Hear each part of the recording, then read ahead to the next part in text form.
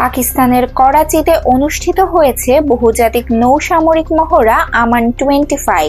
বিশ্বব্যাপী নৌবাহিনীর পারস্পরিক সহযোগিতা বৃদ্ধি এবং সামুদ্রিক নিরাপত্তা জোরদার করার লক্ষ্যে আয়োজিত এই মহড়ায় যুক্তরাষ্ট্র, চীন, সৌদি আরব সহ 60টির বেশি দেশ অংশ নিয়েছে। বাংলাদেশও এই মহড়ায় অংশ নিয়েছে, যা আন্তর্জাতিক নিরাপত্তা সহযোগিতায় দেশের সক্রিয় অবস্থানের ইঙ্গিত দেয়। নৌ মহড়াটির মূল উদ্দেশ্য ছিল সমুদ্রসীমার নিরাপত্তা নিশ্চিত করা এবং অংশগ্রহণকারী দেশগুলোর মধ্যে পারস্পরিক সম্পর্ক উন্নত করা।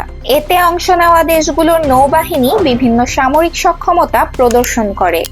ফ্রিগেট, ডেস্ট্রয়ার, মিসাইলবাহী যুদ্ধজাহাজ সহ নানা সামরিক নৌযান এই মহড়ায় ব্যবহৃত হয়।